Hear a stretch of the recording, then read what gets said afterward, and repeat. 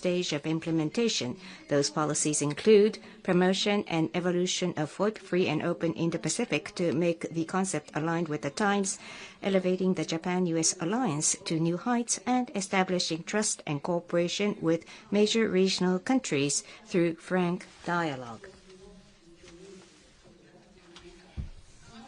In order to restore Japanese diplomacy that flourishes on the world's center stage, I have made a good start through bold steps. President Trump and other leaders I met during the week received me with congratulatory remarks on my appointment to Prime Minister and warm welcome.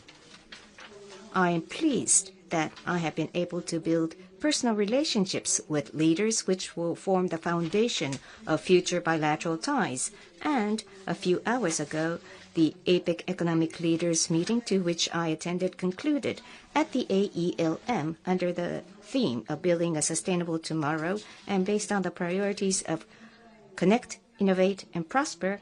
Active discussions took place with leaders. As Japan strives to build a strong economy, sustainable growth and prosperity of the Asia-Pacific are essential. At the AELM, I stressed the importance of maintaining and strengthening a rules-based, free and fair economic order and a high-level CPTPP, and the need to swiftly deal with pressing issues of the WTO, which can no longer be deferred.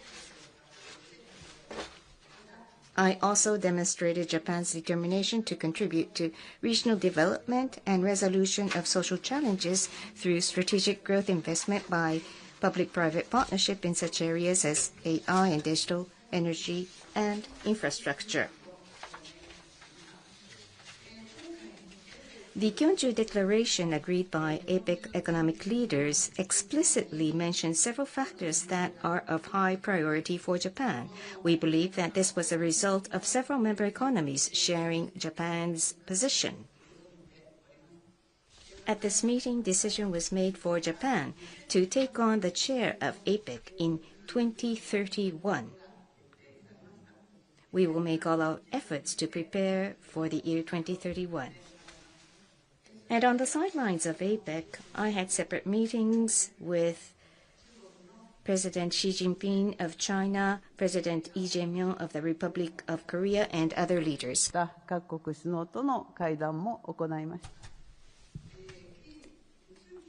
Between President Xi and I, we confirmed the broad direction of our bilateral relationship, namely the comprehensive advancement of a mutually beneficial relationship based on common strategic interests and the building of a constructive and stable relationship.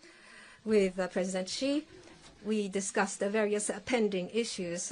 What I stressed was that it is precisely because there are pending issues and differences that the top leaders directly and frankly engage in dialogue. It is my hope that this meeting will trigger further attempts to address the various challenges and cooperation. In my talks with President Lee Jae-myung, we agreed on the significance of Japan-ROK relations and cooperation between Japan, ROK, and the United States in the present strategic environment. In particular, we confirmed that we will develop our bilateral relationship into one which is a future-oriented and stable, based on the foundation of Japan-Korea relationship, which has been built since the normalization of diplomatic relations between our two countries. To this end, we agreed that both governments will continue to closely communicate in the future as well, which includes the conduct of shuttle diplomacy.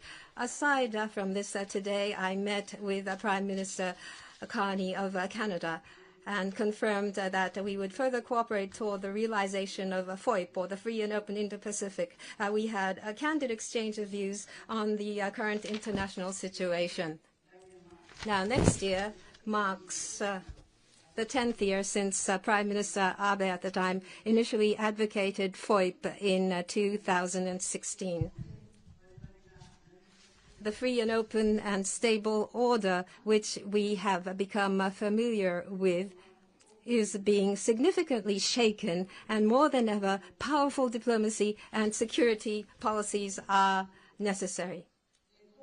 I started with a visit to ASEAN, welcomed President Trump in Japan, and here in the ROK as well, I was able to engage in important diplomatic activities. But we have only started in our attempt to restore Japan's diplomacy, which flourishes on the world's center stage. It is my intention to address the issues of strengthening the U.S.-Japan alliance, which is now the greatest alliance in the world, cooperation with a broad range of partners for the realization of FOIP or FOIP, strengthening relationships of trust with the major counterparts of the region. With respect to each of these, I will make my utmost effort going forward based on the results of diplomacy achieved this time. This concludes my opening remarks. We now would like to accept questions from the journalists. First, we will give the floor to the Japanese press. Those with questions, please raise your hand.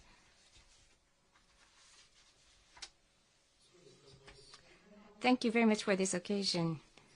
My name is Chijiwa of TV Asahi, and I'm the lead managing journalist. I may overlap with your initial remarks, but this was your debuting APEC, so how do you evaluate the achievements? And as you have pointed out, you began with ASEAN, followed by President Trump's visit to Japan, Japan ROK and Japan-China summits, and now APEC. So this was a week of diplomacy. What's your assessment of the series of events? And another point. You've experienced many diplomatic scenes, but this is only the 12th day in office. But what do you think about Takaichi diplomacy? What's the definition? What's your style of diplomacy? You probably by now have your own image of diplomacy. Maybe you're trying to do something different from before. So what's the image of the Takaichi diplomacy? As the concluding event of the week of diplomacy, which began immediately after inauguration at the AELM, I was able to clearly demonstrate Japan's commitment to the strong economic development and prosperity of the Asia-Pacific. Decision for Japan to host APEC in 2031 was yet another major achievement. This was also a great opportunity to engage in meaningful meetings with responsible leaders of the region.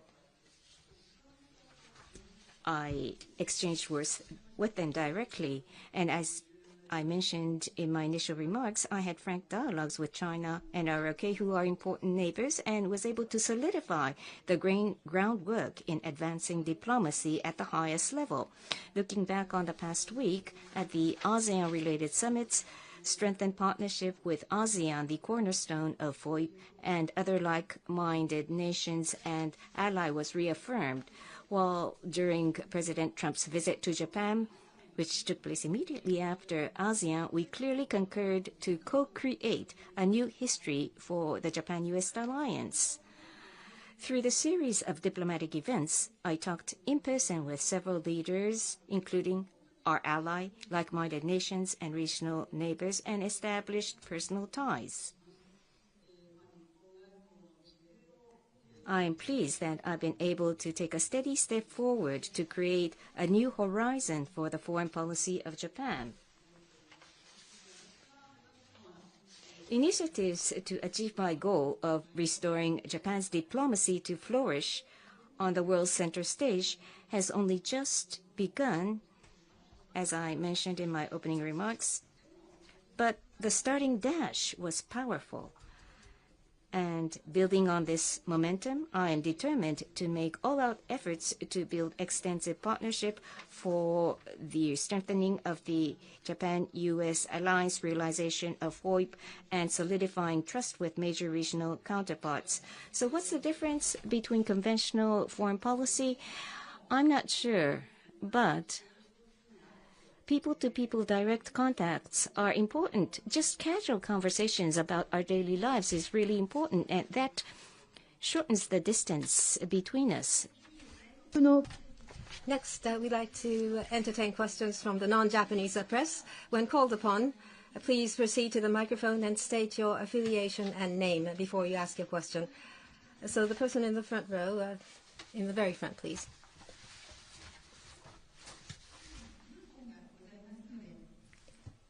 Prime Minister, there's a headphone, so please use the headphone for simultaneous interpreting. I'm from Reuters. 私はパク・ジュミンと申します。Park Jimin from Reuters. If I may ask my question in Japanese. Japanese or English is fine. Previously in July, with regard to the $550 billion of investment into the United States, you said that in light of national interest, if you decide that it is not fair, you would ask for renegotiation. Between Korea and the United States, the trade agreement transpired, and between Korea and the United States, the trade agreement transpired, and the reduction in tariff amount is the same as Japan, but investment into the U.S. is smaller than that of Japan, and the profit split conditions are such that it's more favorable. With Japan, Korea has a lot of commonalities. So in comparison with Korea, the tariff agreement between Japan and the United States, do you feel that this is fair? If there are inequalities or imbalance, will you be asking the United States for a revision? Would you propose that? Thank you very much. Between the United States and Korea, negotiations are such that it's an agreement with a third country. So I'd like to refrain from commenting on the nature of the comment or the assessment of the agreement. But my awareness is that between U.S. and Korea, it's not a situation where both sides have presented what is complete. So the accurate content and substance of this is unknown to everyone. The respective circumstances of each nation differs, so I do not think it's appropriate to make a simplistic comparison. With regard to agreements between the agreement between Japan and the U.S., even with the change in Prime Minister, it's a commitment, a promise between governments, so I feel that it should not be changed. What is important is that with regard to the present agreement, it should be used to promote interests of both countries, and it should expand cooperation toward economic security, and also to feed that into economic cooperation promotion. I think that is what is of importance. Again, we give the floor to the Japanese press. Please go ahead. Nishimura of Asahi Newspaper. Thank you very much for this opportunity. I have a question on domestic politics. You will attend to the Diet session after return to Japan. With minority ruling party, how will you deal with measures to address rising prices? You committed to the Japanese Innovation Party that you will pass the bill to reduce seats by the end of this session. There's strong objection amongst the opposing party. Will you submit the bill, just the ruling party sponsoring the bill? And finally, approval rate is very high according to various polls, and Nikkei average is renewing record highs. But there are voices that dissolution should take place quickly. Do you have plans to ask the people whether they support the LDP Innovation Party coalition, which has yet to be tested by the election? Thank you. On the October 25th cabinet meeting, we came up with economic strategy, mainly by the minister in charge of economic and fiscal policies, that also deals with the measures to address rising prices. Super partisan discussions had been conducted, and I have given directions to do so. So based upon this policy, economic policies will be decided. And on the issue regarding reduction of seats between LDP and the Japan Innovation Party, we agreed that the number of seats at the lower house will be reduced with 10% at the target.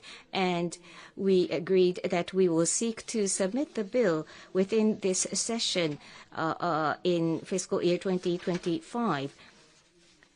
through a Diet member proposed bill.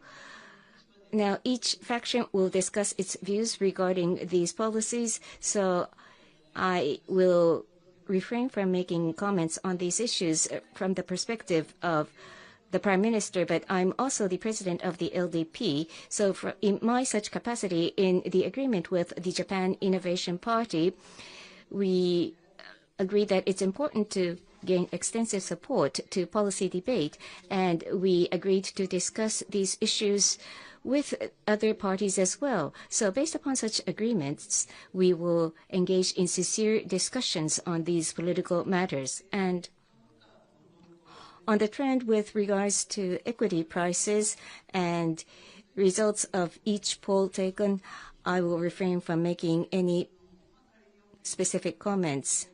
If there is high expectations among the people to our leadership, I think they expect us to implement what we promised to them, including the economic policy. So what's important is to make advances of the policies we advance. We have no time to think about dissolution.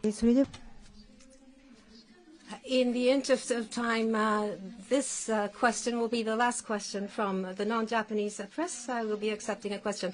Please state your name and affiliation. Person on the second row, second to the right of the center aisle from my position, please.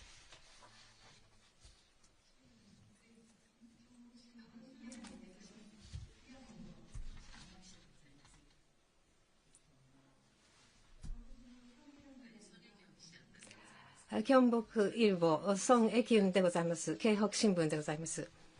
경주 발걸음을 하셨습니다. You are in a historic city of Gyeongju, in Nara City, Nara Prefecture. You have originated from this prefecture, and you cherish traditional values. And so Japanese cities have a deep relationship with Gyeongju, and APEC AELM was held here, and I believe that is very significant. Gyeongju has a sister city relationship with Nara, 55 cities, and with Usa City, it has a 33-year sister city relationship. So, but every time there's a political confrontation between the two countries, there's a large drop in exchanges. With this AELM as a starting point, exchanges between the cities in both countries would further solidify the foundation for the development of both countries and international cooperation.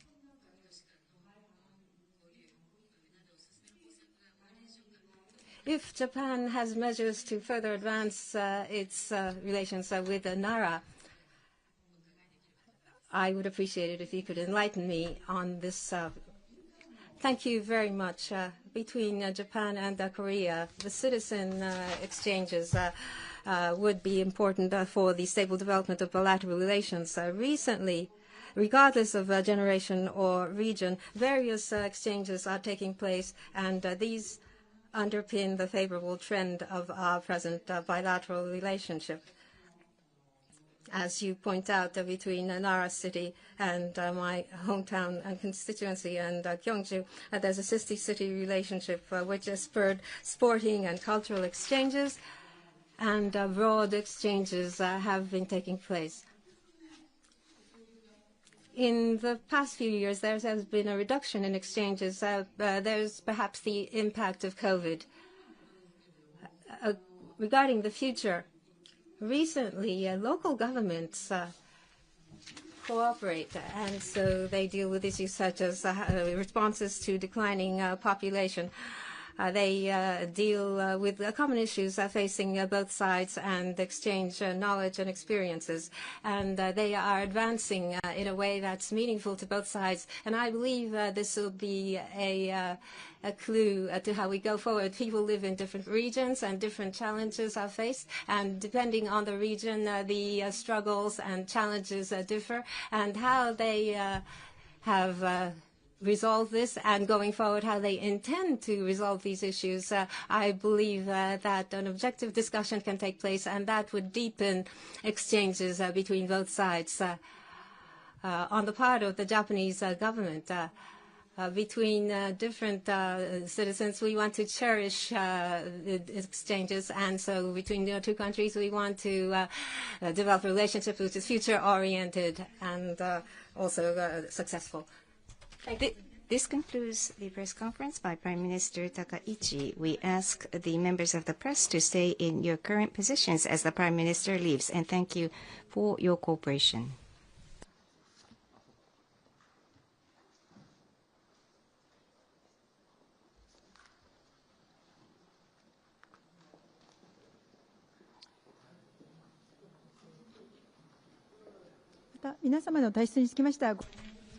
Please stay in your positions until we make announcements with regards to the timing of your departure, and we thank you for your cooperation.